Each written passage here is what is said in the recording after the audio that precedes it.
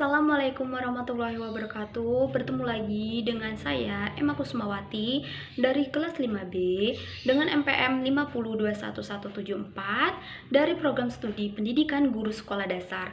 Nah, pada video kali ini saya akan menampilkan video pembelajaran dari kelas 5 SD, tema 3, subtema 1, pembelajaran ketiga, interaksi manusia dengan lingkungan sekitar.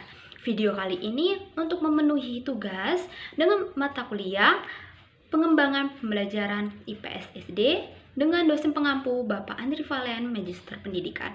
Yuk kita saksikan videonya berikut ini. Assalamualaikum anak-anak. Gimana nih kabarnya anak-anak hebat hari ini? Semoga selalu diberi kesehatan dan selalu semangat. Nah, anak-anak sekalian, tahu nggak sih kita hari ini akan belajar tentang apa? Tapi sebelum itu lebih baik kita berdoa terlebih dahulu agar saat proses pembelajaran kita diberi kelancaran dan mudah untuk memahami materi. Nah, berdoa menurut kepercayaan masing-masing. Berdoa dimulai. Berdoa selesai. Nah, anak-anak, ibu mau tanya, siapa di sini yang memiliki hewan peliharaan?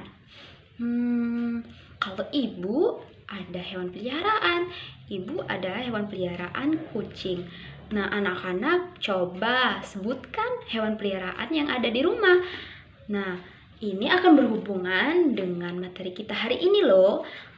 Ibu kasih tahu, hari ini kita akan membahas materi dari tema 3, subtema 1, yaitu interaksi manusia dengan lingkungan sekitar. Siapa yang tahu interaksi apa aja sih yang ada di lingkungan sekitar kita? Apa ya? Interaksi manusia yang pertama adalah interaksi sosial. Yang kedua, interaksi dengan lingkungan hidup.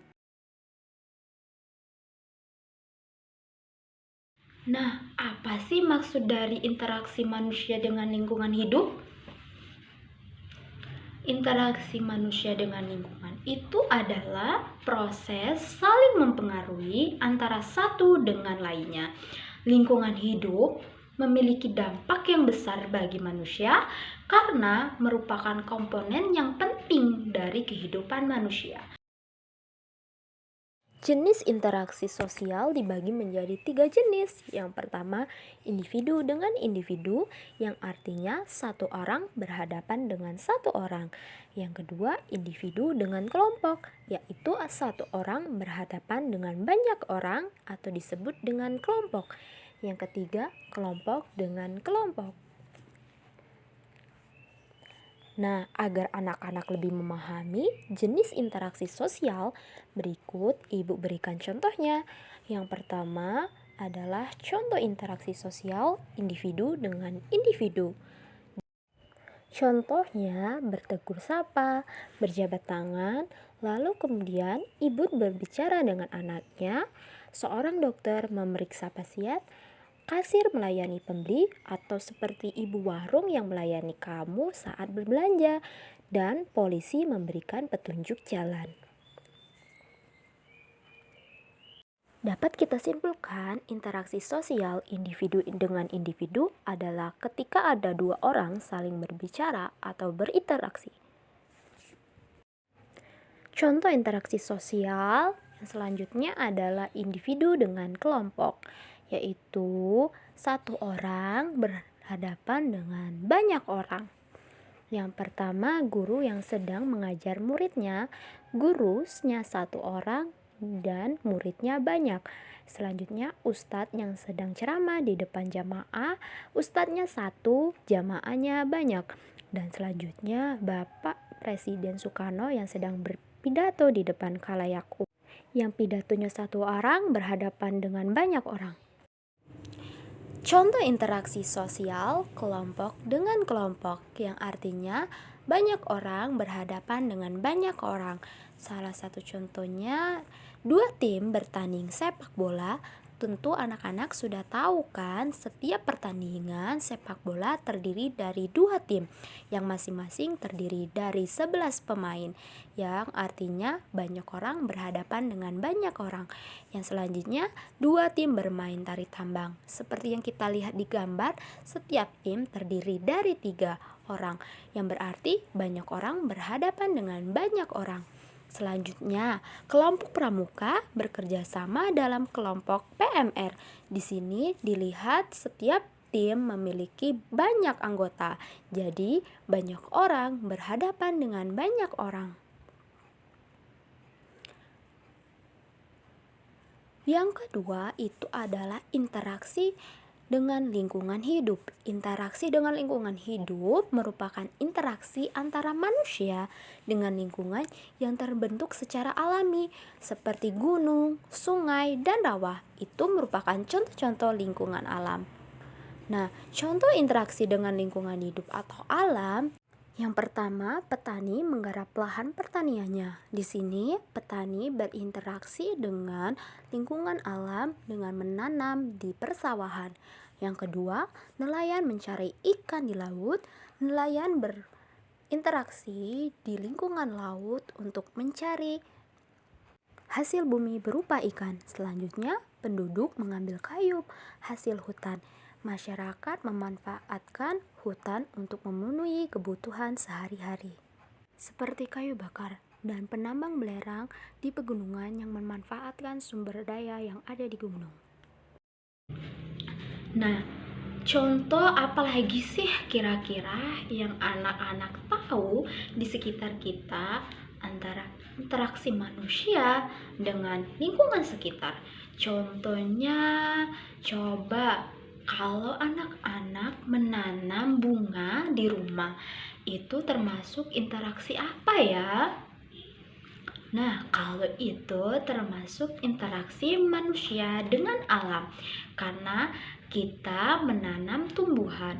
Tumbuhan itu kan termasuk dari alam, jadi itu termasuk dari interaksi manusia dengan alam. Nah, itu tadi penjelasan dari Ibu. Kira-kira anak-anak sudah paham belum? Apa sih interaksi manusia dengan alam? Dan apa sih kira-kira contoh yang ada di lingkungan kita? Interaksi manusia dengan alam. Di sini Ibu ada contoh gambar sebuah keluarga yang sedang merawat kebun yang ada di halaman rumah mereka. Nah, kira-kira di sini anak-anak paham nggak apa sih interaksi yang dilakukan mereka?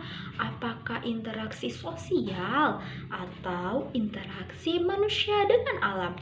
Kira-kira interaksi apa ya? Benar, itu adalah interaksi manusia dengan alam. Pintar, good job. Nah, berarti anak-anak sudah paham kan interaksi manusia dengan lingkungan sekitar itu apa sih? Dan apa yang ada di lingkungan sekitar kita?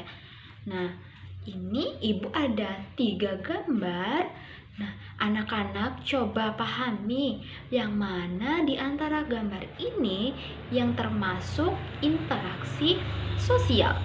Pada gambar yang pertama itu ada seorang anak yang sedang mengobrol dengan orang tuanya. Pertama kita lihat itu seorang petani yang sedang menanam padi di sawah. Itu termasuk interaksi sosial atau interaksi dengan alam sih. Nah, yang kedua itu seorang anak yang sedang mengobrol dengan ayahnya. Kalau itu termasuk interaksi yang mana? Yang ketiga itu seorang anak yang sedang memandikan hewan peliharaannya. Itu termasuk interaksi apa ya? Coba anak-anak amati lagi yang nomor berapa yang termasuk interaksi sosial. Ibu kasih waktu 1, 2, 3, 4, 5. Jawabannya benar, yang nomor 2 itu kan yang kita lihat seorang anak yang sedang bercakap atau mengobrol dengan ayahnya. Nah, itu kan termasuk interaksi antara manusia dengan manusia.